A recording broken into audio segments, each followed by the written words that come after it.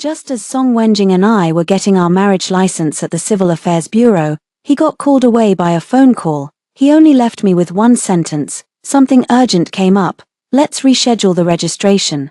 Then he rushed off, left me alone at the marriage registration office surrounded by couples, all because his childhood sweetheart took a tumble down the stairs and sprained her ankle. A while later, another message came through: "Yoroiro's condition is worse than expected. I need to stay with her. Let's reschedule tomorrow's wedding." I've lost count of how many times Song Wenjing chose Yoon Yaro over me. This time, I didn't throw my usual jealous tantrum before giving in. The staff member looked at me with pity and asked, "Is this lady still being served?" I took out my phone and texted the man who owed me a promise. "Will proceed." 1. Sitting on the waiting bench in the Civil Affairs Bureau, I stared at the reply on my phone: "Wait for me. I'll be there in 20 minutes. Just as I was spacing out, Mom called. Ran, you've gotten your marriage certificate with Wenjing, right? Come to Ocean View Hotel, our families should have dinner together." Hearing Mom's words, I remained surprisingly calm. "Mom, we didn't get married. Yoon Yaro sprained her ankle, and he went to the hospital with her." I wasn't that upset, it's happened too many times before. I'm used to it now. My mother absolutely lost it when she heard. She's been a powerhouse in the business world for years and hasn't flown off the handle like this in ages. Change the date, just like that. These are all distinguished family friends he's invited. Does he think this is some childish game, making all these people accommodate him, if word gets out? Has he even considered how this reflects on you? The words caught in my throat. Suddenly I remembered all my years of stubborn persistence and reluctant concessions. Sighed deeply. Ran. "What do you think? Mom respects your opinion." Her composed expression instantly crumbled upon hearing those words. She hung up the phone. "Over the years, I've done countless foolish things for Song Wenjing and compromised too many principles for him. We met, connected, and fell in love during college, sharing wonderful years together on campus. After graduation, with both our families being local, we smoothly began discussing engagement plans. For a time, I truly believed I was the happiest person alive, until Yoon Yaro entered the picture. 2. The day after our engagement, we'd planned to catch a movie, but he got called away by a phone call the moment we met. From then on, him being summoned by calls became routine. He tried explaining it to me. His childhood friend was returning home, and he went to pick her up. Her family went bankrupt. Both her parents died in a car accident, leaving her an orphaned girl. It's truly heartbreaking. Her parents had been very kind to him when they were alive. Her name is Yoon Yao. From that day on, Song Wenjing kept getting summoned away, and our time together grew increasingly scarce. He adored Lego, so I splurged on a limited edition set. After painstakingly assembling it for weeks, I presented it to him eagerly. Seeing his delight filled me with contentment. The cruel irony was, whatever he cherished, Yoon Yao cherished too. She playfully asked him for it, and though reluctant, he gave in. When I found out, I was heartbroken and even cried in secret. When we met again, he explained, "She's just a friend." I couldn't say no. "Don't overthink it. There's nothing between us. I'll make you one another day." Just like that, I was appeased. He's genuinely kind, thoughtful with everyone he meets. About 6 months into our engagement, we went hiking with friends. Yoon Yaro was unexpectedly among them. It wasn't my first time seeing her, but it was the first time I clearly understood her intentions. Halfway up, as we lagged slightly behind, Yoon Yaro suddenly bumped into me with feigned casualness. We tumbled off the steps, rolling down the mountainside. My arm throbbed unbearably, completely immobile as I turned to glare at Yoon Yaro in furious bewilderment. Yet she leaned closer, pressing her lips to my ear. "Sister Ran, if I told Wenjing it was you who bumped into me, do you think he'd believe me? Would he take your side or mine?" As Wenjing's Song and a few friends came rushing over at the sound, I saw Yoon Yaro weeping softly with pearly tears. "Sister Ran, maybe you were just tired from hiking and lost your balance when you accidentally bumped into me." She finished speaking and stole a timid glance in my direction. I wanted to explain but froze mid-motion when my eyes met Song Wenjing's. He didn't believe me. Holding Yoon Yaro in his arms, he looked down at me with cold detachment. Ran, stop being unreasonable, right? Just because I'd argued with him twice about Yoon Yaro before, now everything's automatically my fault. Making a scene for nothing. Never thought I'd be the butt of this tired old joke. That day I watched him carry Yoon Yaro further and further away. The friends were all at a loss, offering scattered words of comfort. Ran, we know you're not that kind of person. Exactly, don't take it to heart. Wenjing just saw how badly Yaro was scraped, her hands were covered in blood. I shook my head. It's fine, you guys keep climbing, I'll head down first. I originally wanted a friend to accompany me down. I declined, no need to ruin my friend's fun. No one noticed my dislocated arm, the bloody mess it was, as I gritted my teeth through the pain descending the mountain, called 120 myself. While waiting for the ambulance, I lost consciousness from exhaustion. A second before blacking out, I heard a panicked voice, Ning Gran, lifting my head. The voice from memory overlapped with the one whispering in my ear. Dazed, I turned toward the newcomer, Chi Huaiji, the helmsman of Chi Group, orphaned young. He not only safeguarded his parents' legacy but propelled the conglomerate to unprecedented heights, reigning supreme in their elite social circle. Our meeting was pure chance. I visited my grandma's place right after high school graduation. There I happened to save him once, nursed him back to health, before leaving. He gave me his contact with a promise any favor within his power, no questions asked. Our families started visiting occasionally, we kept running into each other, and gradually became close. So when did we drift apart? It's been 2 or 3 years since I confessed to my family about being with Song Wenjing, yet we haven't met even once. When I messaged him, I was actually quite nervous. After all, he's unpredictable and acts so aloof, but scanning the entire circle.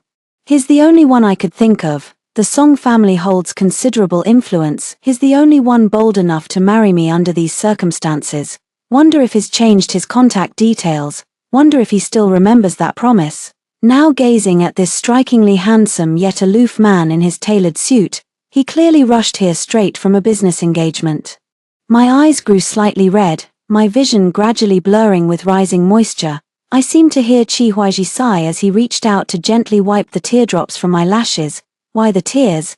Didn't you ask me here to register our marriage? Having second thoughts, I shook my head and pulled him into the registration office. Handed over the documents to the stunned staff, and everything was processed in just over 10 minutes. Who knew getting married could be this quick? Yet Song Wenjing couldn't even spare those few minutes to wait with me, or maybe he just didn't want to keep his childhood sweetheart waiting. 3. Standing at my doorstep, I stared at the crimson booklet in my hands. I took a deep breath. Right after we stepped out of the civil affairs office, Chi Huaiji rushed off. Apparently he couldn't miss an important government tender and needed to hurry back. Before leaving, he gazed at me with profound intensity in his eyes. Don't worry. Tomorrow's wedding is still on. I nodded while texting him, having explained the whole situation clearly. Just as I was about to call the driver, a call came through right then. It was Song Wenjing answering the call, his voice as gentle and composed as ever. Ran, I'm sorry. I thought he was apologizing for abandoning me at the civil registry and calling off our wedding. Just as I was about to respond, Yoon Yaro's sickly sweet voice came through. Ran, I'm so sorry. I accidentally ruined your wedding dress. I'm truly sorry. Ran, sob.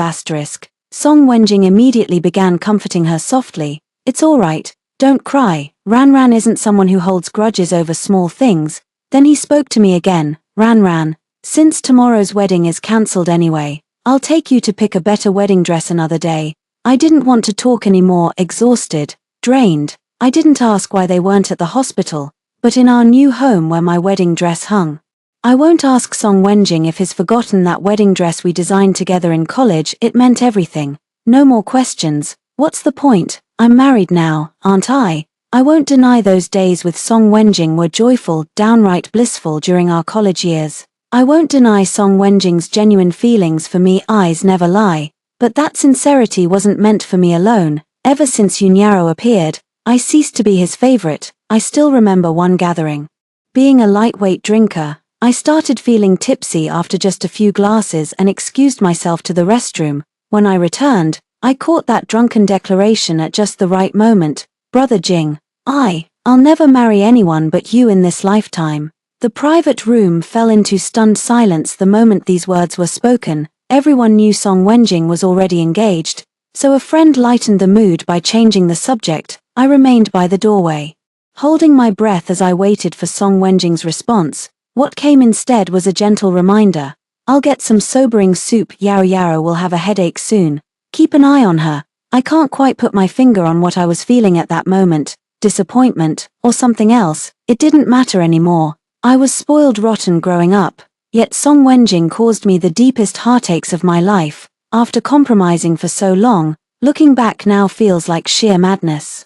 Not affection meant for me alone, not exclusive favoritism. I don't want it anymore. It's fine. Since it's broken, just discard it. My voice sounded flat and emotionless. Song Wenjing froze instead. No jealousy, no resentment, none of the expected arguments. He should have felt relieved. Yet inexplicably, a wave of panic surged through Song Wenjing. Anything else? I don't want to continue this meaningless conversation, I said. Song Wenjing opened his mouth but remained silent in the end. Never mind. Just as I was about to hang up, Yun Yaro's faint voice came through. Brother Jing, do these clothes I packed for you look alright? I hung up the phone with an expressionless face. Song Wenjing immediately checked his phone at the sound, his heart sinking when he saw the disconnected call screen. He lifted his head and shot Yun Yaro an irritated glare. Don't bother packing my clothes. I'll deliver them myself and come right back after getting settled.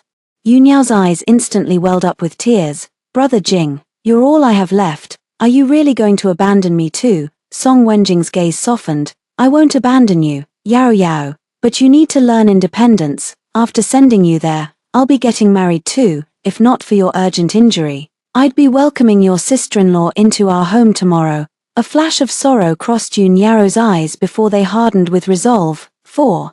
I stepped aside hesitantly as the Maybach came to a stop before me. The luxury sedan halted. A man around 40 emerged and approached me. With a warm smile, he asked, Miss Ning, I presume. I nodded. And you are? Turned out to be the driver Chi Huiji sent to take me home. Couldn't help smiling to myself. Maybe this marriage wouldn't be so bad after all.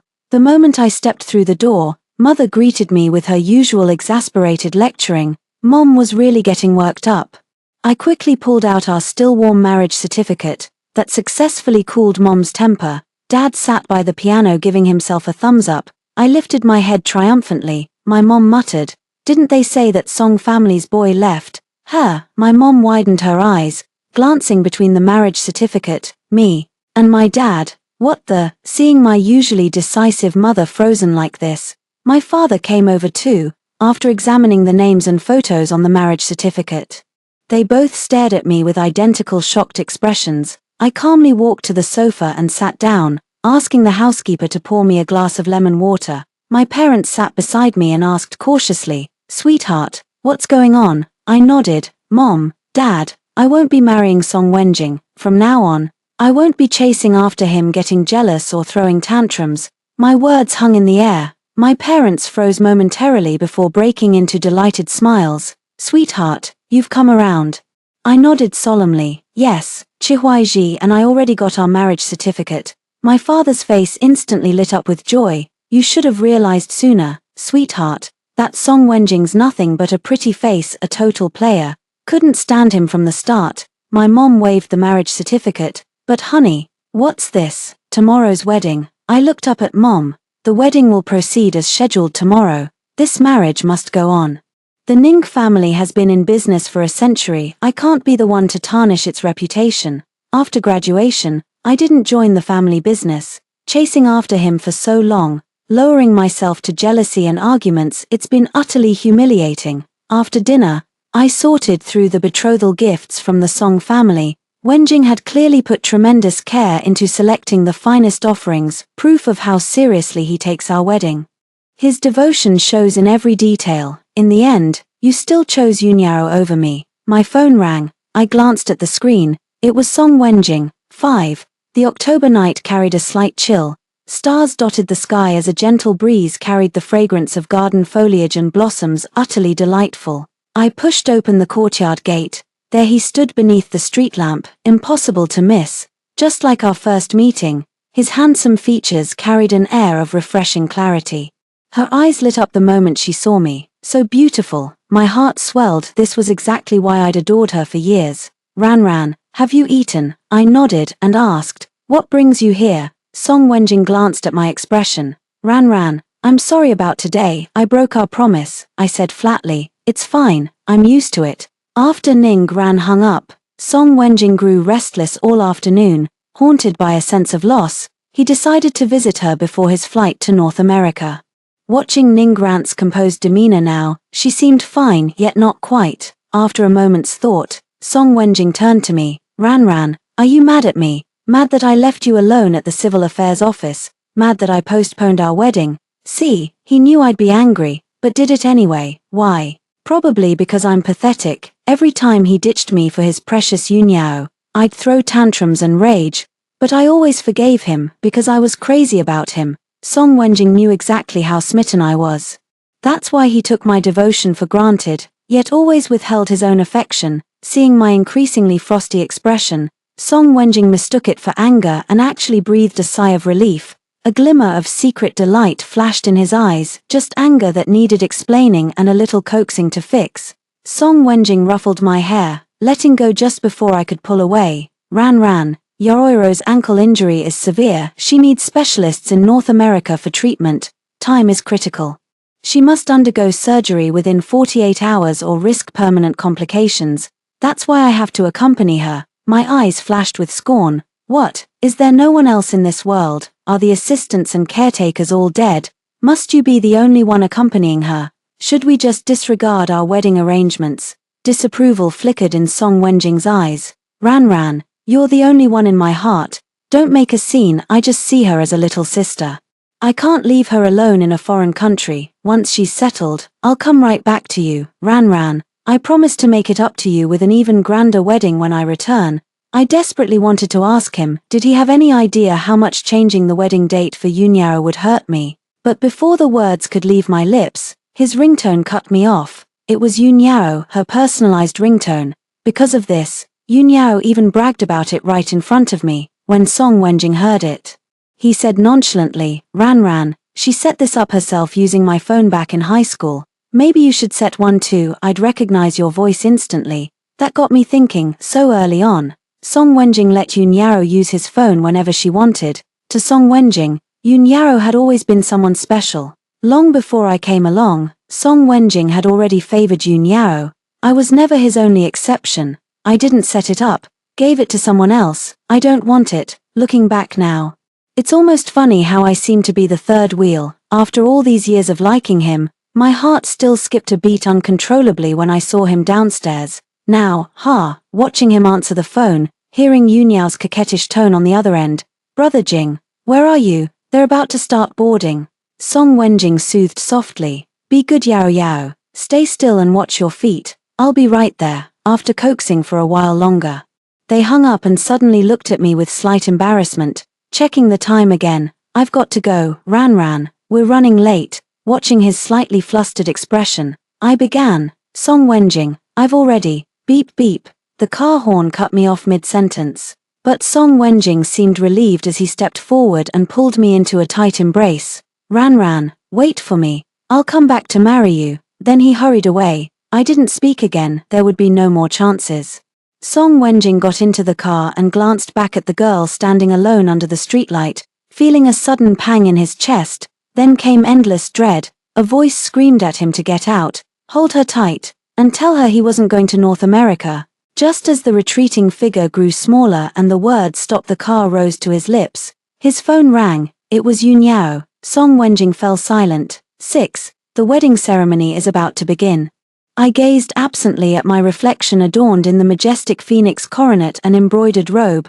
Unlike the Western-style wedding Song Wenjing had prepared, today's ceremony is a traditional Chinese wedding that Qi Huaizhi announced just last night. Watching Song Wenjing walk away without looking back yesterday, I felt a pang of sadness but mostly relief. Same as always, I'm never his unwavering choice. Whatever, let it be. Just as I turned to head home, I spotted a car at the corner. The vehicle pulled up close, trailed by an entire convoy. Qi Huaizhi stepped out, leading a group carrying various items toward us. I felt both guilty and puzzled, unsure if he'd spotted Song Wenjing, and wondering why he'd come. Why are you standing outside? Came his deep, resonant voice. Thinking they probably hadn't noticed, I chuckled to myself. Taking a stroll, what brings you here? When Chihuai mentioned he'd come with betrothal gifts, It took me a moment to process. Then I heard my mother's voice. Huaiji's here, sweetheart. Why are you just standing there? Bring him inside. Feeling somewhat dazed, I led him in and sat on the couch. Watching Qi Huaiji chatting merrily with my parents made the whole world seem surreal. The clamor from outside snapped me out of my thoughts. As the time approached, I slowly made my way to the door and overheard murmurs from outside. Everyone in our circle knows Yun Yaro has feelings for Song Wenjing. This whole drama is clearly her trying to stop his wedding with Ning Gran. Did you hear Song Wenjing actually followed Yun Yaro to North America? Just because she twisted her ankle, he was so worried. She's obviously the apple of his eye. With the groom gone, they're calling it a postponement. But let's be real, it's a cancellation. Ning Gran couldn't even compete after years together. One little act of coquetry from Yun Yaro and she's out. Funny how Ning Gran used to be the top beauty in our circle, acting all high and mighty. Who'd have thought she'd end up like this? My reputation's ruined. What man would want me now? The Songs called yesterday saying today's wedding was off. Then the Nings immediately phoned insisting it's still on. What's going on? Are these families starting a feud? Same here. I'd already cleared my schedule weeks ago, might as well enjoy the drama. Listening to them, I had to admit they made fair points. The crowd always sees things clearly. As for me, Song Wenjing couldn't care less about these things. He'd never understand how humiliating it was in our social circle when I postponed the wedding for Yuan Yao. Time's up. As I stepped out, I spotted those people who clearly didn't realize this was the dressing room. They sheepishly wished me happy wedding as I walked out. I smiled faintly and murmured thanks. Thanks indeed for making me realize I'm just a clown. None of the guests knew about the switch, all waiting to see how I'd handle this mess. The entire room gasped when Qi Huaiji appeared dressed in groom's attire. A stunned silence fell before erupting into instant commotion. His cool, deep voice cut through the noise, quieting the crowd. From beginning to end, today's wedding has always been between Qi Huaiji and Ning Gran. Does everyone understand? The guests responded enthusiastically with continuous congratulations. The wedding ceremony proceeded smoothly. October 20th was the date Song Wenjing and I chose together. I thought today would be our happiest day. But, Song Wenjing, today I got married, and you weren't the groom. Glancing at Qi Huaiji beside me, I found myself quite the catch. After the ceremony, I went to change into my toast dress. Then came the endless hustle. My feet ached from walking, and though I didn't drink much, I was feeling tipsy. When the banquet finally concluded, Qi Huaiji practically carried me back to our chamber. Didn't overthink it, just felt utterly exhausted. Took a blissfully relaxing bath, collapsed onto the bed, couldn't even muster the energy to move. Who knew getting married could be this draining? The door creaked open as I saw Qi Huaiji walk into the bathroom with his robe, bolted upright instantly, had completely forgotten there was someone else in the room. And my newlywed husband. Tonight being our wedding night makes it all the more intense. Just thinking about it made my cheeks burn crimson. When he stepped out of the shower, I stole a glance and sighed in relief. He was decently covered. Through my periphery, I saw him drawing closer, my fingers unconsciously clutching the sheets until I could feel his warm breath against my flushed ear. Then came a soft chuckle. Looking up abruptly, I found myself lost in twinkling eyes brimming with amusement. My hand was gently pried away by another larger, slender-fingered one. Stop clutching like that, you'll hurt yourself. I averted my gaze uncomfortably. Qi Huaiji stood up and walked to the other side of the bed. Our marriage happened in haste. I know you're not ready yet, we'll take it slow. I won't go back on my word. You have my promise. I nodded. He knew all about my lingering unease regarding Song Wenjing, the guilt that had been weighing on me.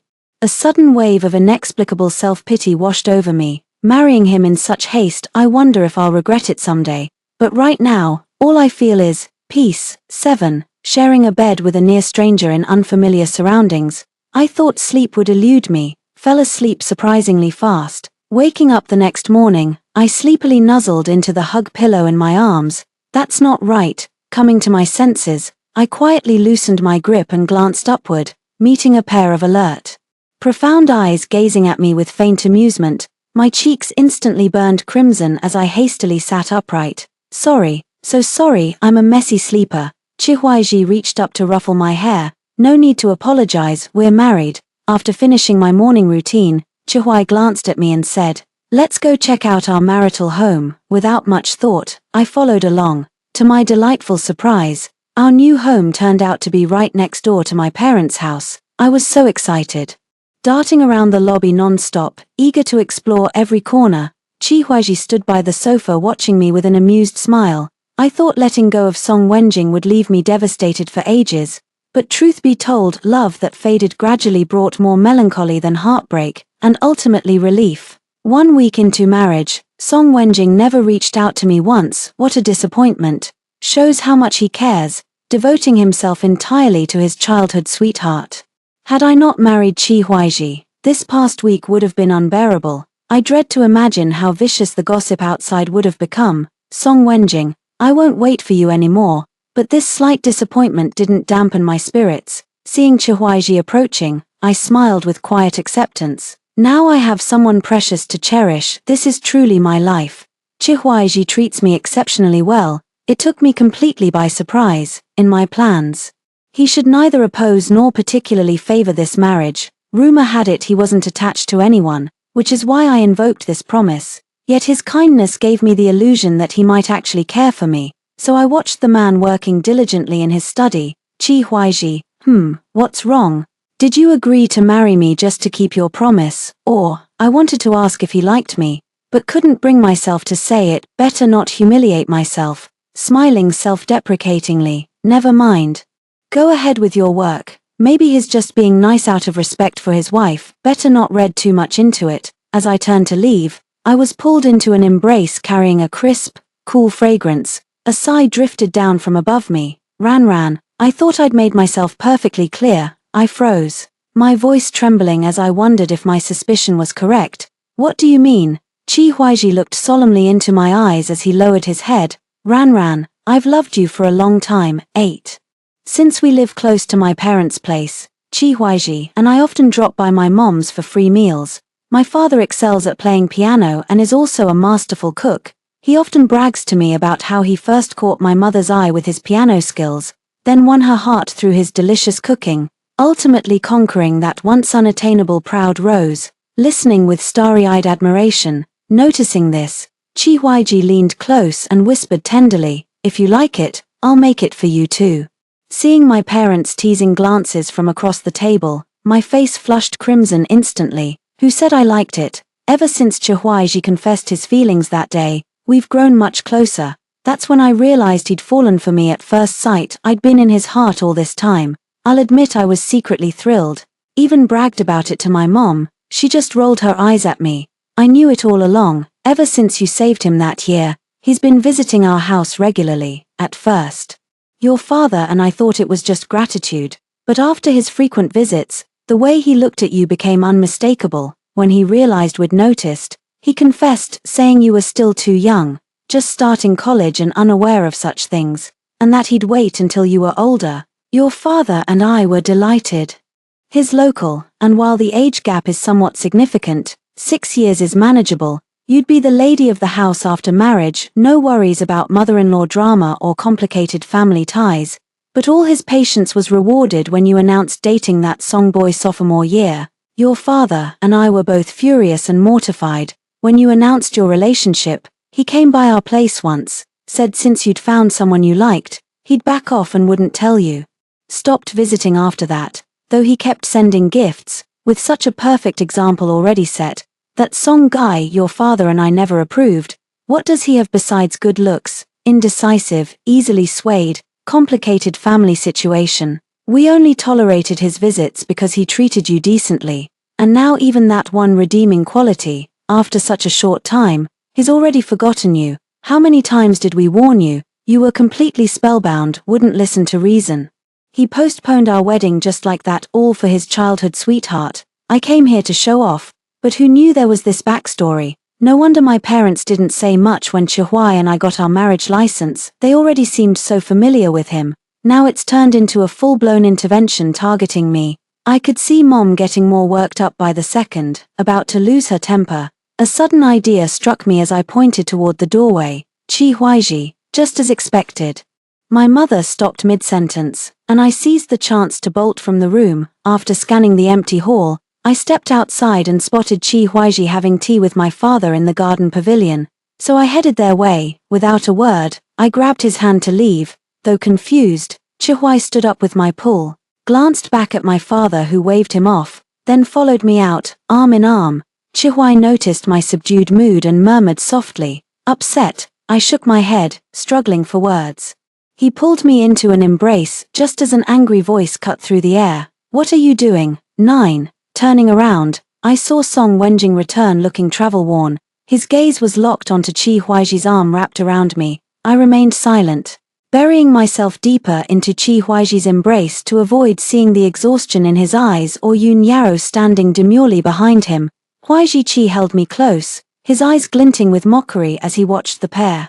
"What I do is none of third young master Song's concern." Wenjing Song stepped forward, reaching to grab my hand and pull me away, but Huaiji pivoted with me, deftly avoiding him before releasing his hold. Song Wenjing's hands trembled as he hastily stepped in front of me. "Ran, don't be afraid, I'm here." Struggling to steady his voice, Ran is my fiancé. Shouldn't President Chi give me an explanation for holding her like this? Watching the man shielding me behind him, my heart swelled with mixed emotions. For over a year now, whenever we argued over Yun Yao, he'd stand protectively in front of her just like this while speaking to me. Ran, stop making a scene. Ran, apologize now. Ran, you shouldn't have. You've never stood firmly by my side. Chi Huaiji narrowed his eyes slightly, his gaze turning sharp. "Young Master Song, do you owe me an explanation? Shouldn't you explain first? Repeatedly asking others to look after your childhood sweetheart on various occasions, calling off the wedding on the eve of marriage, leaving your fiancé in the eye of the storm, taking your sweetheart to North America and now bringing her back. What's your game?" Song Wenjing froze, turned to look at me, and grabbed my hand. Ran, it's not what you think, there were reasons. I can explain." Chi Huaiji interrupted him by pulling my hand away. "Master Song, restrain yourself. Keep your hands off my wife." Song Wenjing's eyes widened in disbelief as he stared at him. "Your wife? Impossible. Ran is my fiancé, we're about to get married." His voice cracked suddenly, those bloodshot eyes fixed on me with desperate hope, lips pressed tight, awaiting my denial. Yet his expectations were never met. I walked over to Chi Huaiji and stood by his side. "I'm already married to him, I am indeed his wife." Song Wenjing froze upon hearing my words, standing speechless for a long moment before swaying slightly. Steadied by Yun Yao, she said softly, "Sister Ran moved on awfully quick, didn't she? What perfect timing to stir the pot." Not that I cared, I couldn't even be bothered to glance her way. One sharp look from Chi Huaiji, and Yun Yao immediately clamped her mouth shut. Song Yunjing shoved away her supporting hand as realization dawned, veins bulging at his temples. So the wedding wasn't cancelled, just a change of bride. Ning Gran.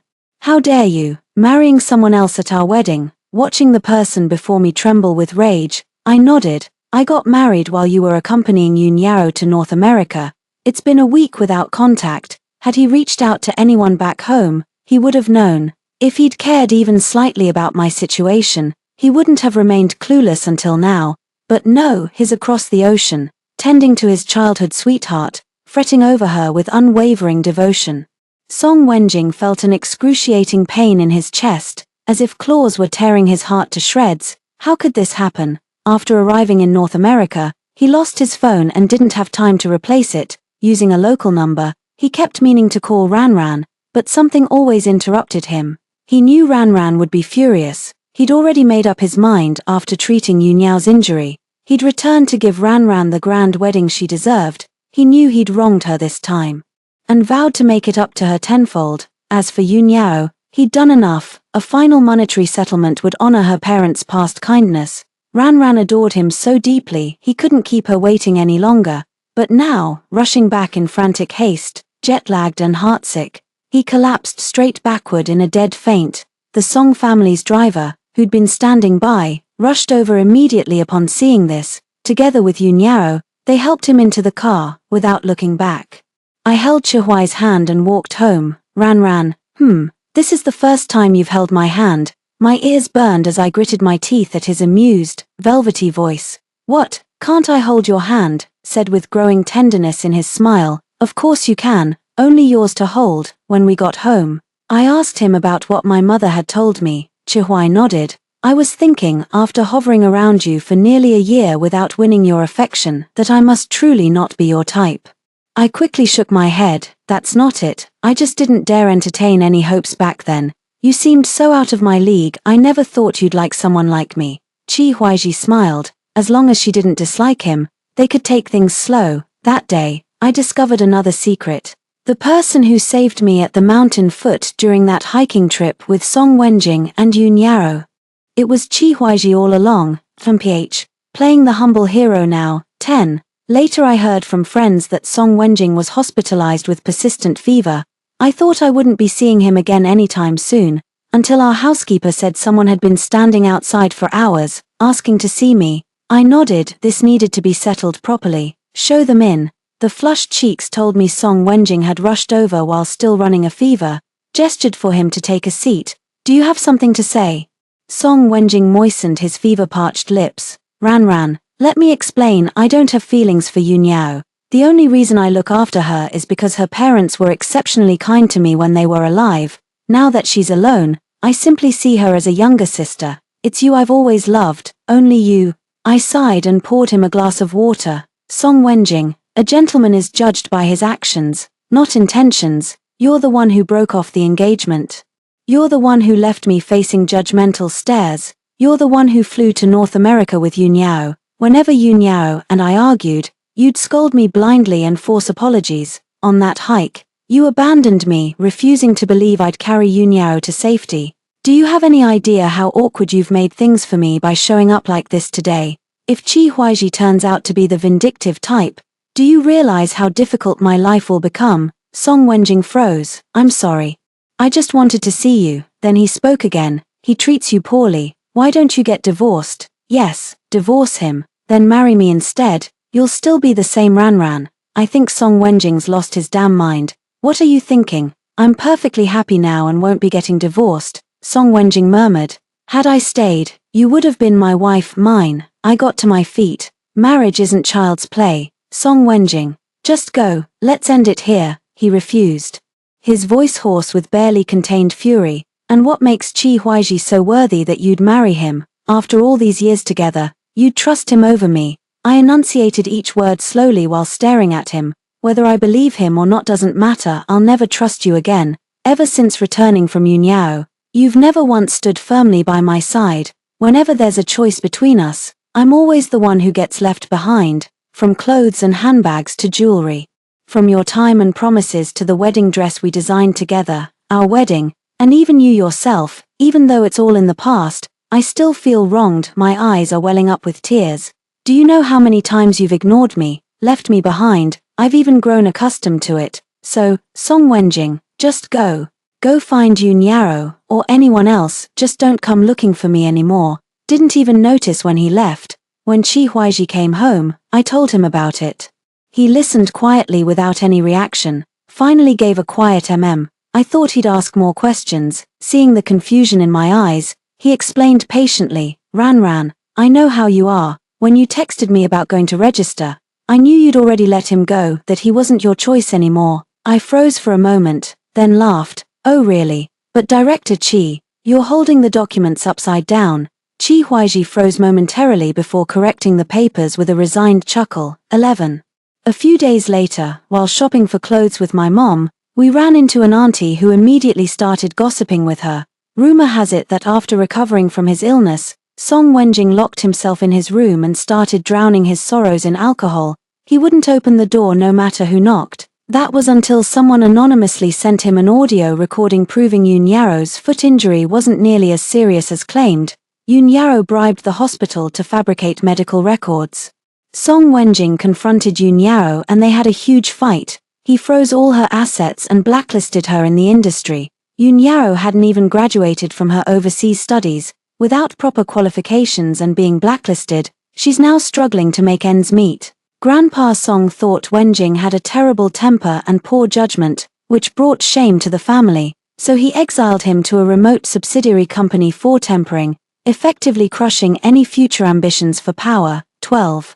Little did I know we'd meet one last time before he left. Our final encounter happened at a banquet. I attended with Chi Huaiji by my side. The The banquet hall was stuffy with social obligations, leaving Chihuai unable to slip away, so I stepped out alone for some fresh air. Before long, Song Wenjing appeared beside me, visibly gaunt and worn. Ran, I'm leaving in a couple days. I just wanted to see you one last time. Yeah, everything went smoothly. Song Wenjing's eyes reddened.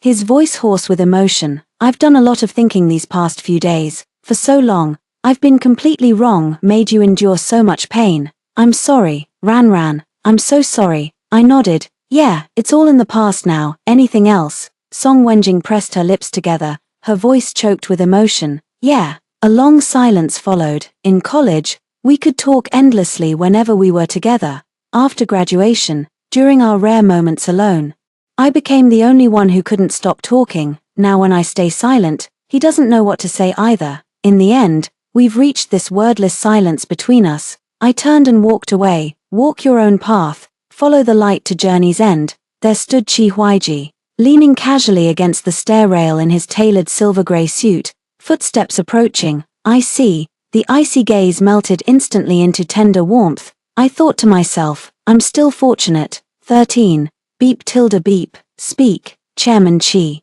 You're the one who called me back to seduce Song Wenjing. Now I'm blacklisted and left in this mess. You can't just abandon me. I merely showed you the golden path. You're the one who stumbled down it, tone dripping with sarcasm. Mind your tongue, or else. After hanging up, the man turned and kissed the sleeping woman in his arms. No more, I'm sleepy. Her delicate voice carried a hint of huskiness. The man's eyes brimmed with tenderness as he spoke softly. All right, sweetheart.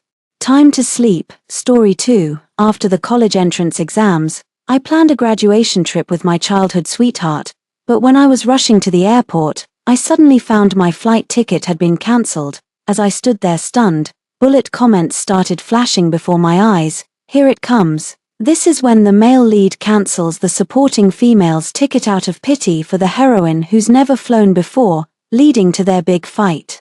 Even if the female antagonist actually bought another train ticket to rush over, the male lead and female lead had already spent a sweet day together, inseparable like glue and lacquer. The male lead didn't even notice the other woman. This was the moment the male lead realized how high maintenance the female antagonist was. With every argument, he discovered another virtue in the female lead, drifting further from the antagonist until he finally ended up with his true love. I ship it. OMG look, the female antagonist is about to text the male lead. The plot's kicking off now. Hurry. I was hesitating about whether to text Chengyi for confirmation when suddenly a message came through. Tang, Wanwan has never flown before, so I cancelled your ticket and gave it to her instead. Just take the train to meet us instead, we'll be waiting for you in Lhasa. When I didn't reply, Changye sent another message. You mad? I know you've never had it rough, always been the delicate type. But when WN could endure any hardship, why can't you? I stared fixedly at the message on my phone. So the barrage comments were telling the truth after all. Pressing my lips together, I took out my phone and booked a train ticket. Just a destination. I changed it to another city. 1. Putting away my phone, I told the driver to head to the train station instead. Why isn't the supporting female character making a scene with the male lead? If she doesn't annoy him, how will he realize how wonderful our precious heroine is? This side character's refusing to follow the script. Seriously, not only is she not making a scene, she won't even reply to messages, and on top of ignoring him, she deliberately bought train tickets to Lebanon just to spite the male lead. What a manipulative B***tch. No wonder he can't stand her. Childhood friends means nothing here. The supporting female is such a fake sweetheart. Unlike our precious FL who's poor but fiercely independent, now that's a true female lead archetype. This annoying side character needs to hurry up and follow the script. Does she not realize she's basically an NPC? Her whole purpose is to move the plot along and highlight our FL's awesomeness. Why's she resisting? OMG look.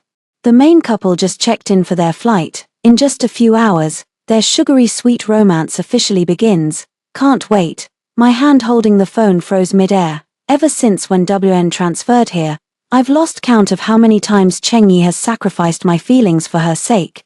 And he still thinks I'm being spoiled. He says when WAN is independent and resilient, able to endure hardships despite her humble family background, I was being spoiled. taking my good fortune for granted. Sometimes we'd plan to watch movies together on weekends, only for Chengyi to bail on me last minute, saying, when WN said a movie ticket costs over 60 yuan, that's 3 hours of her part-time wages, she's not going, you go ahead without us, Tang Tang. I've come to realize how hard our parents work for money, yet Chengyi's parents had just bought him a new laptop costing over 10,000, sometimes their lunch for two would unexpectedly become 3. The fish and meat I ordered somehow ended up in Wenwan's bowl. Tang Tang, you should cut back, eat more greens, but I only weigh 90 pounds, similar incidents are too numerous to mention. Later, he even stood me up on my birthday. I stubbornly waited for Chengyi to arrive before blowing out the candles. 11 o'clock passed, then midnight, and still no word until dawn, not a single message from Chengyi. I tried to convince myself he must have been held up by something. Then I stumbled upon that video, him taking WN street racing. Wenwan held him tightly as they recklessly reveled in their youth on the deserted street. It wasn't until the next day that he muttered in frustration, I forgot yesterday was my birthday, where there used to be just childhood sweethearts. Wenwan now appeared everywhere between them. Until this moment, this graduation trip was a promise Chengyi and I made 3 years ago. Back then, his grades were poor while mine could get me into a top high school.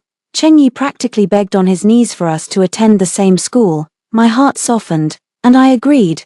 I promised me back then that we'd go to Lhasa together after graduation. That's where he planned to confess his feelings to me. We'd attend university together and get married right after graduation. I took it to heart. For 3 years, I poured my heart into helping Chengyi improve his grades until he could rival mine.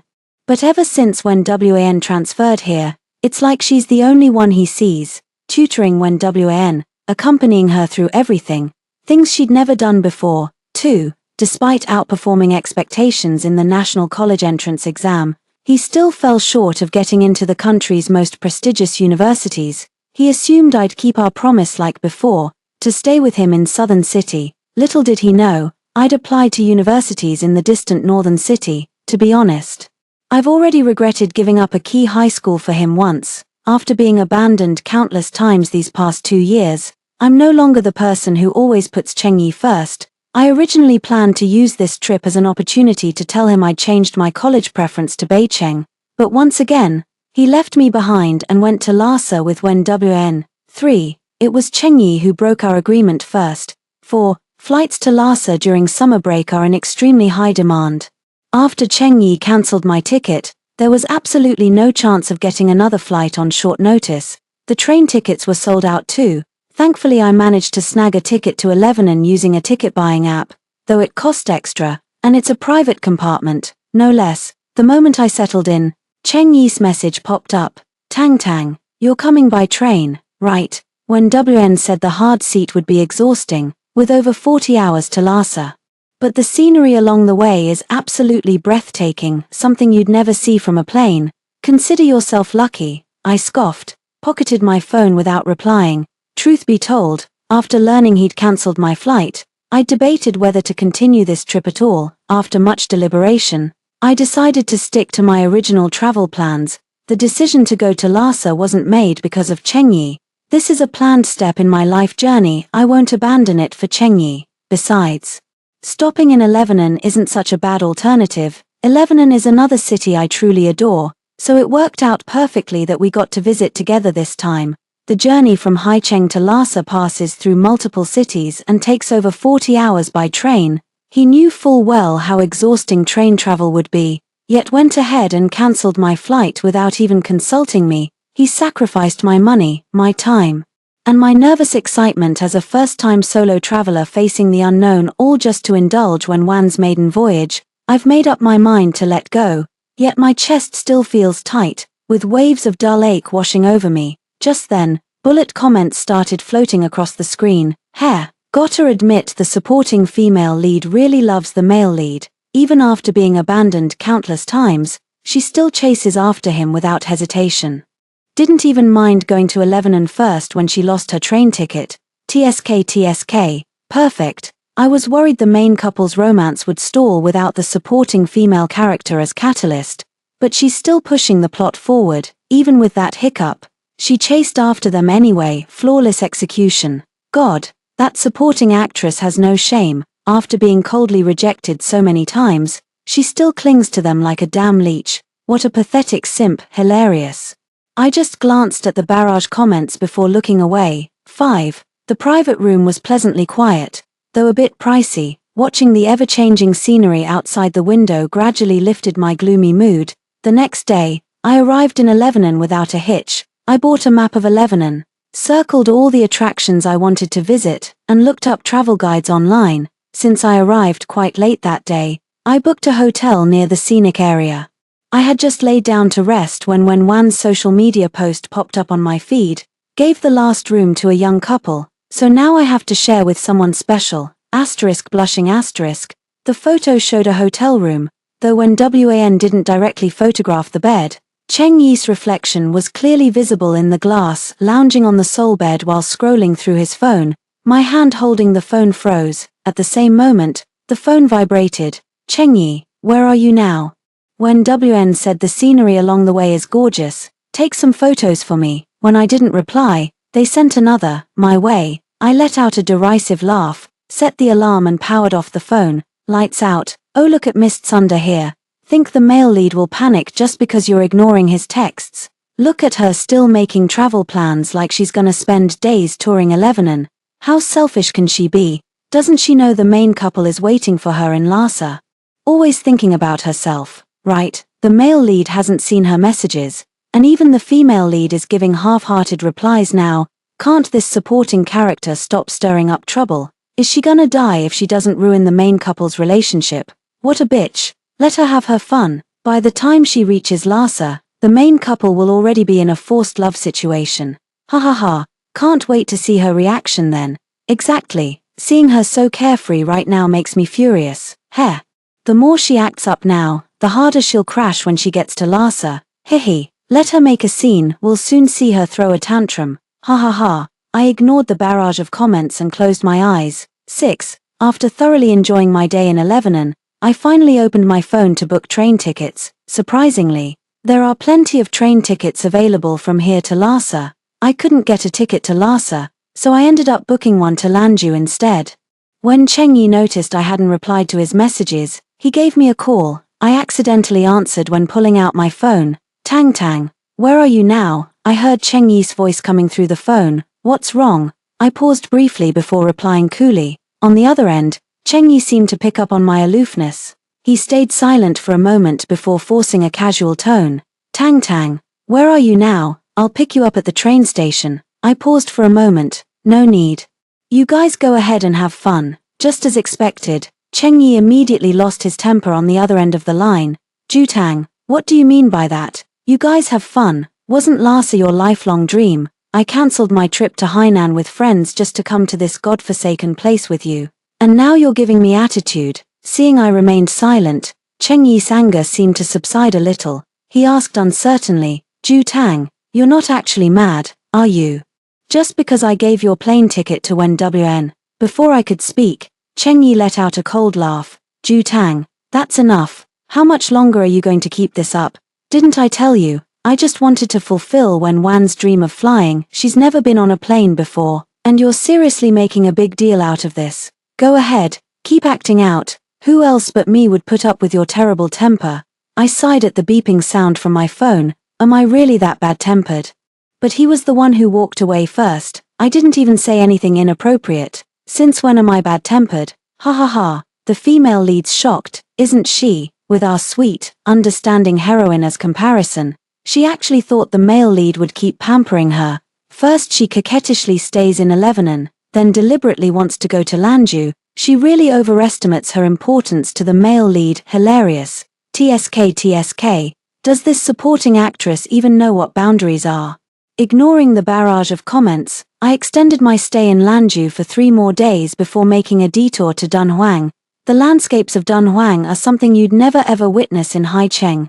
The vast desert and crescent moon spring left me utterly breathless. Not to mention the awe-inspiring murals that completely blew me away. Dunhuang was absolutely worth the trip. I stayed in Dunhuang for 3 more days before boarding the train to Lhasa. Strangely enough, I barely thought about Cheng Yi during those 8 or 9 days. It was as if the moment I let him go, he truly faded from my sight. I once came across a post online. The post claimed it only takes 7 days to form a new habit. I think that's actually true, because sure enough, even during the still of night, I rarely think of him anymore. Chengyi hasn't reached out to me since that last message. We've been practically out of touch these days.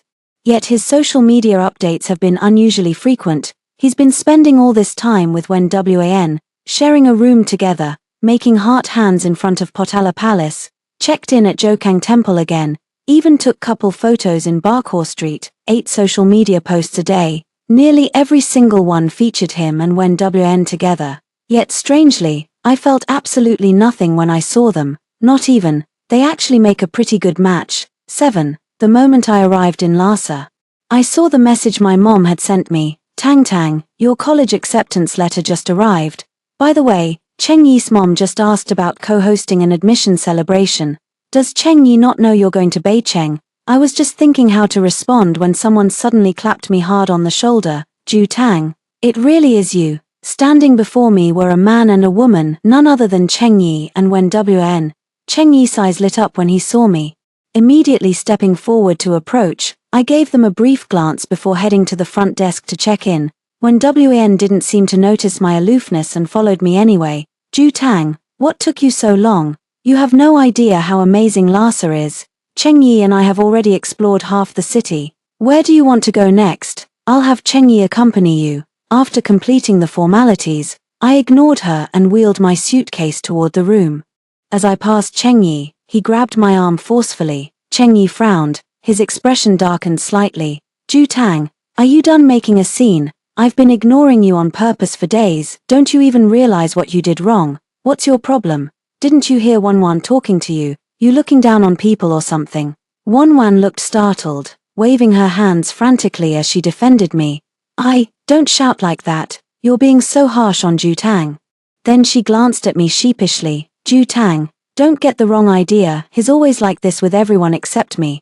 Just impatient by nature. I know you two grew up together, and I could never compete with your place in Chengye's heart. I won't come between you, I promise. She reached for my arm again as she spoke. But the moment I pulled away, she stumbled backward and fell hard onto the ground.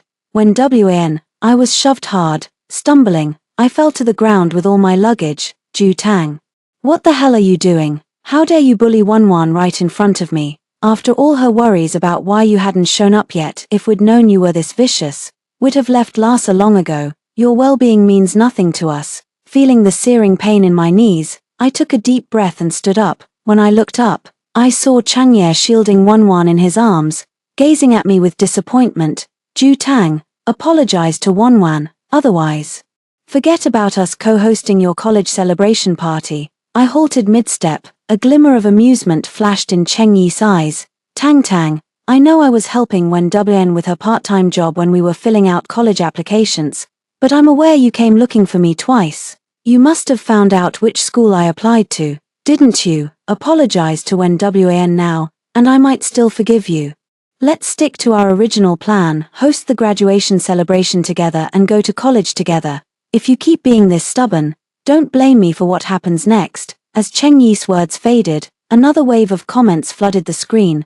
Haha, watching the male lead protect his wife is so satisfying. That villainess is truly despicable. How dare she bully our sweetheart? I just wanna smash her stupid face in. TSK, does that homewrecker have no shame? Dragging her feet on the road only to reach Lhasa today, yet scrambling to stay at the same hotel as the main couple. Pathetic, right? She acts all resigned, but let's be real, she's obsessed. Even with her flight changed, she chased after them by train. Well, at least her arrival will speed up the main couple's romance, nothing like a jealous third wheel to spark passion. The FL's devotion is next level. She visited the ML multiple times during college applications. But our king was too busy doting on his princess, chauffeur service included, to spare her a glance. Squinting my eyes, it finally came back to me. After submitting my college applications, I did go looking for Chengyi twice, but both times he was working part-time with Wen Wan, so I never got to see him. Truth is, he got the wrong idea. I did visit him twice, but my college applications were already finalized by then. I just wanted to tell him I couldn't attend the same university as him. Maybe Cheng Yi thought those 2 visits were just to pry about which school he'd chosen. Exactly, attending the same university together, celebrating our college acceptance with a joint banquet. That was something I'd always dreamed of. He knew what I longed for. That's why when filling out applications, he didn't even consult me before choosing the local university with Wen Wan. He knew I'd move heaven and earth to get into the same school as him without him even asking. Because I'd pulled that exact stupid stunt back in high school, so he was dead certain I'd apply to local universities too.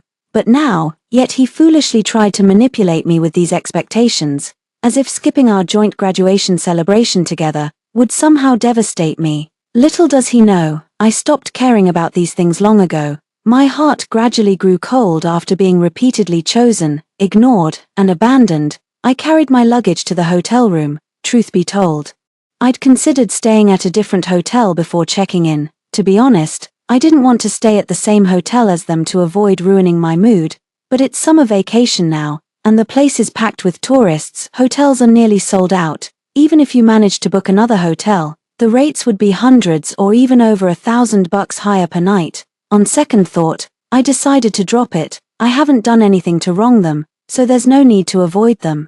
Whether we'll meet again or not doesn't really matter to me. 8. As if to spite me, Cheng Yi and Wen Wan continued sharing a room after I moved in.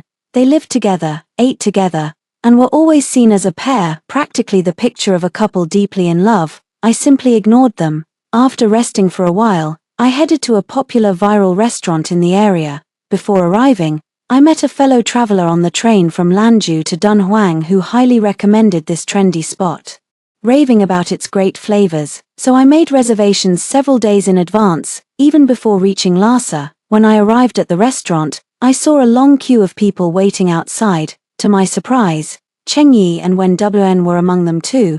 Wen Wan noticed and her smile faded. Zhu Tang, here for dinner too. Cheng Yi still seemed upset about me not apologizing to Wen Wan. He gave me a cold glance before looking away. When Wen Wan noticed my silence, she continued without missing a beat. Zhu Tang, why don't you join us? The restaurants here are quite pricey. Splitting the bill 3 ways would work perfectly. Before I could respond, she suddenly went adding, sorry, I forgot your family's probably well off. You must have brought plenty of cash, right? Sigh. Not like me, I had to save for months just to afford this Lhasa trip. When Wan's voice was a bit too loud, there was quite a line at the entrance. And some people who overheard her words started giving me dirty looks. Speaking of which, I suddenly remembered my refunded plane ticket. I walked over. In that case, how about returning my ticket money? When Wan froze. What? I was stunned. You didn't know. The 5,800 for your round-trip ticket came out of my pocket.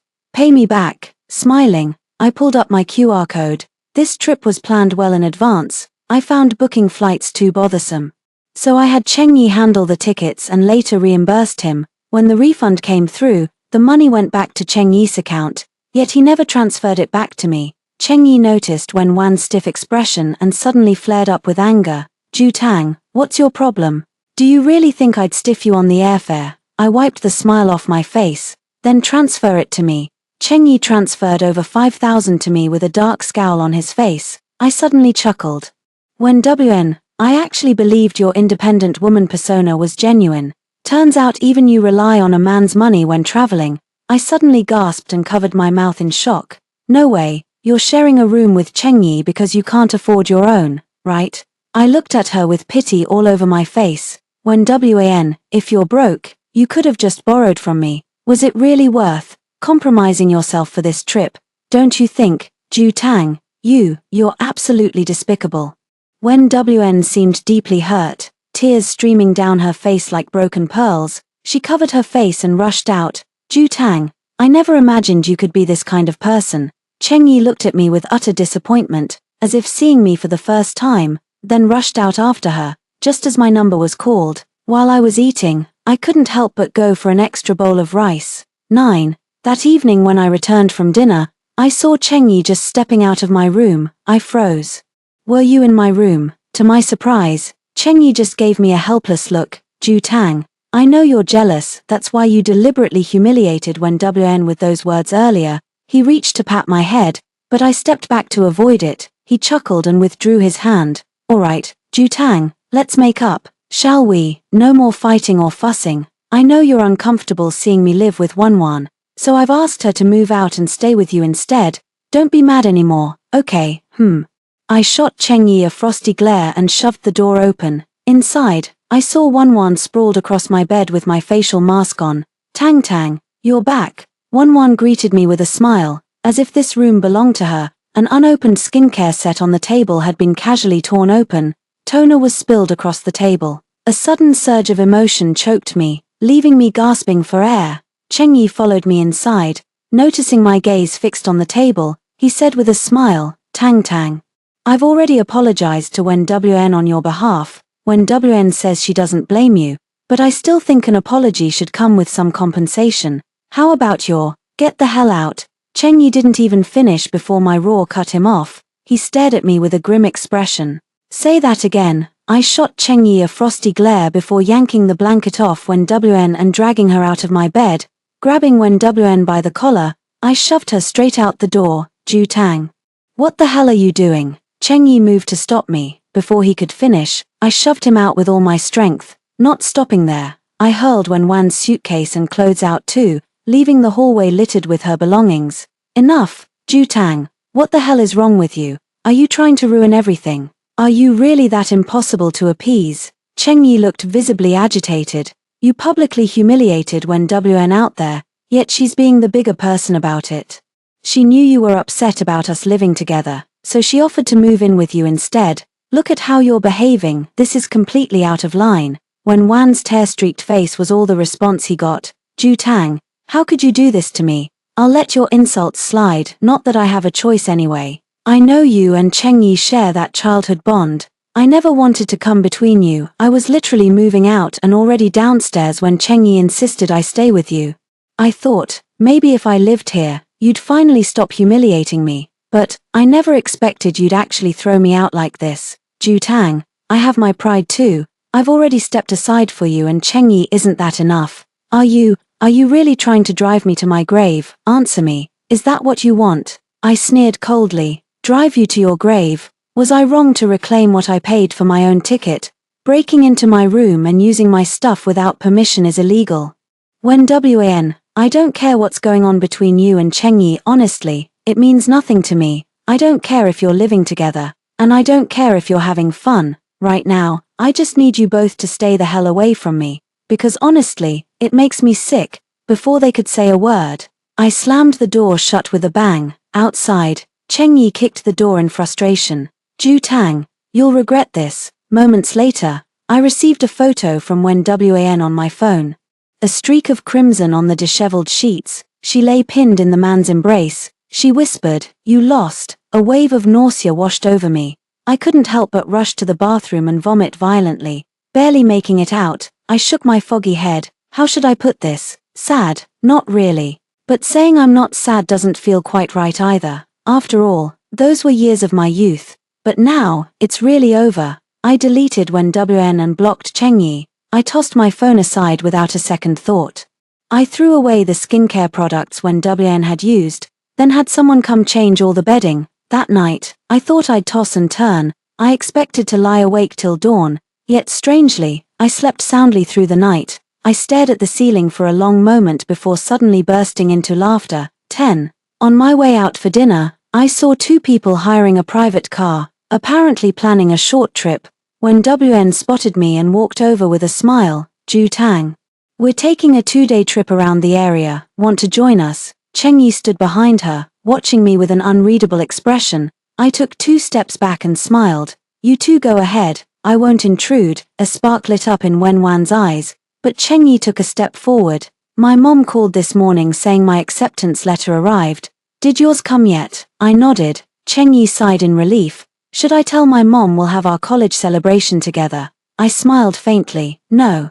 Chengyi's face froze. Why? I waved at them both. Have fun. You too. I turned around. 11. Over the next 3 days, I visited all the nearby attractions. Of course, I also got a professional photo shoot done. I rarely dress up, but surprisingly, the makeup turned out stunning that day. Even the makeup artist kept complimenting me. Feeling thrilled, I couldn't resist taking some selfies and posting them on Moments. Surprisingly, the post got quite a few likes. Everyone said they'd never seen this side of me before. Some classmates even DM'd me jokingly saying, "Ju Tang, don't you dare date anyone in college, wait for me to grow up." Amid the laughter and banter with classmates, my phone rang with an unknown number. When I answered, it turned out to be Cheng Yi. His voice carried a hint of cautious hesitation. "Tang Tang, you've blocked me." I stayed silent. There was a pause on the other end, followed by a sigh. "Let's make up, Tang Tang, please. Don't be like this." I was about to hang up when the person on the other end seemed to sense something.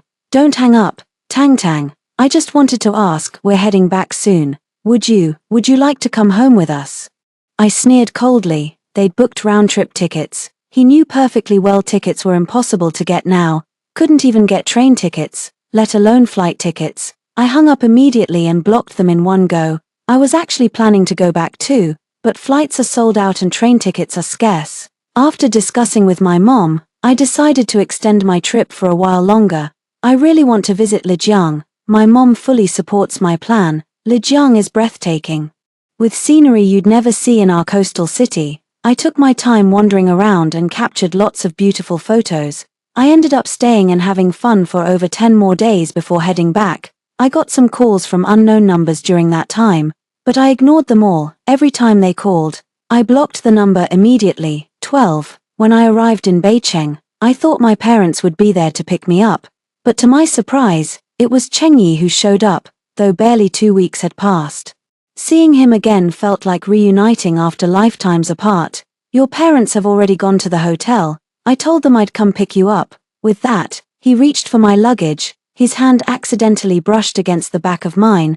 I jerked my hand away as if startled. The spot he touched felt disgustingly clammy. "That's kinda gross." Cheng Yi looked at me with sadness in his eyes. "Ju Tang, I think you've changed, honestly." I'm a bit annoyed, facing Cheng Yi like this. I'm really irritated. I looked at him seriously. "You didn't have to come pick me up. I know today is Cheng Yi's college celebration banquet. Also aware it's co-hosted with Wen WN. He told his mom it's just adding one more person. Cheng Yi's mother and mine are close friends. Cheng Yi's mom originally suggested we handle things together with Cheng Yi, but my mom politely declined. At my request, she also kept my plans to go to Beicheng from everyone else. Cheng Yi thinks I'm still throwing a tantrum. "Ju Tang, I know you must be upset about me co-hosting the college celebration banquet with Wen WN today, but you know how tough Wen Wan's family situation is. I just added one more person to the event. That's all." He looked at me expectantly. If you're not okay with this, Just then, my phone rang. The phone call lasted all the way until we reached the hotel entrance. As I stepped out of the car, I saw Chen Chengye's face darken with anger. "Who are you talking to?" he asked. Frowning at me. "You've been out having fun for days without coming back, blocked my number, refused to attend the college celebration with me, all because of this person. Ju Tang, I never expected you'd become such a two-timer." Cheng Yi's words were abruptly cut off by Wen WN. Wen WN looked stunning today, a white dress with a pearl headband. Her face was adorned with delicate makeup. "Ju Tang, you made it. Welcome to I and my college celebration banquet." I nodded and walked past them into the banquet hall. 13. The only reason I came today was to save face for my mom and Cheng Yi's mother. Spotting my mother, I was about to complain when she beat me to it with an explanation. "Cheng Yi said he upset you and insisted on picking you up himself. I happened to be held back by his mother again, so I couldn't get away." My mother's gaze landed on Wen WAN, who was clinging to Cheng Yi's arm. "Tang Tang, tell me honestly, are Cheng Yi and that girl dating?" It wasn't until after arriving that my mother realized Cheng Yi was actually co-hosting this college celebration banquet with a girl. I sighed and told her everything that had happened between Cheng Yi and me recently. My mother listened in silence and gave me a comforting pat. "Let's head back early after dinner." I nodded. At today's college celebration banquet, Wen Wan's parents came too, bringing along a younger brother, dressed in brand new outfits. They gazed at Cheng Yi with unmistakable approval in their eyes. They couldn't stop boasting to everyone about their daughter's excellent taste. The whole affair felt less like a college celebration and more like an engagement party. I made up an excuse to my mom and left early. I had a bowl of tomato and egg noodles downstairs. then got some proper sleep. When I woke up the next morning, Mom mentioned Changye had stopped by. I just muttered without saying anything else. Ever since Changye and Wanwan co-hosted that college acceptance party, people kept asking me if they were dating. I just smiled and answered I don't know to everything. I genuinely didn't know, as I'd already gone back to my grandma's place in the countryside. During that time, Chengyi even changed his number to contact me, asking when I'd return. I ignored all his attempts. I stayed at my grandma's place until just 2 days before school started before heading back to the city. My luggage had been packed long before. My mom wanted to see me off, but I turned her down. After traveling solo for most of the summer, I'm no longer a sheltered kid, 14, until the first day of school. After completing all the enrollment procedures, I finally noticed an unknown number that had called over 30 times. Soon, the phone rang again. I answered the call. Ju Tang, you didn't show up for registration. Cheng Yi's voice wavered, trembling slightly. I responded with a faint Did you go to Beijing? I just hummed in response. So you were just playing me this whole time? Cheng Yi was hysterical on the other end of the line. Ju Tang, have you no heart? You blocked me all summer, and now you went to Beijing alone. What the hell is your problem? Ju Tang, you think messing with me is fun, huh? I let out a sigh. I don't know why Cheng Yi became like this. In my memories, he was radiant like sunshine. I thought, even if we couldn't be friends, but at the very least, it shouldn't be like this. I sent back to him the photo when WN had originally shared with me. Cheng Yi, we promised we'd attend the same university together. But you were the one who broke our promise first. You were the one who left me first. The moment you kept choosing when WN over and over, there was no going back for us. You, take care. I hung up the phone. The next day, to my surprise, I saw Cheng Yi at the door. He looked like he hadn't slept for days. Tang Tang. Cheng Yi called out as he spotted me, taking 2 steps forward. Maybe I've been too distant. This made Cheng Yi freeze in his tracks. Tang Tang, I'm sorry, honestly, there's nothing to apologize for. When we made that promise, both our hearts were true. That's enough. Not every relationship needs to be picture perfect. Love's like that, either he breaks my heart, or I break his. It just so happened that he was the one who wronged me. To be honest, apart from giving my plane ticket to WAN, he didn't really do me any actual harm. I even treated Cheng Yi to a meal outside. After dinner, I saw him off at the airport. Cheng Yi, goodbye. I waved my hand. 15. Later, I heard, on the first day of school, Cheng Yi assumed we were attending the same university. He waited from dawn till dusk, but I never showed up. It wasn't until a classmate saw my Beijing-located WeChat post. That's when he finally realized. Turns out I never wanted to from the very beginning. I never chose to be with him in the first place. Why isn't the supporting female character making a scene with the male lead? If she doesn't act up, how will he realize how annoying she is and appreciate our sweet female lead? So annoying, she's not following the script. Even that turned out to be just his delusion. He was convinced I was throwing a tantrum, trying to give me the cold shoulder to teach me a lesson. It all became a joke. Later, I heard again. Before long, he and Wanwan had a complete falling out too. The reason was when WN had repeatedly asked him for money, because when WN had a younger brother, Cheng Yi initially gave in, but eventually stopped. When Wan's family then confronted the school, accusing him of sleeping with their daughter and demanding compensation, the situation blew up, and in the end it was Cheng Yi's parents who resolved it. Rumor has it they spent a fortune. When Wan's reputation took a hit, and she soon dropped out of school. When my mom told me about all this, I just smiled. I've started a new life. Things from the past. Let bygones be bygones. The end.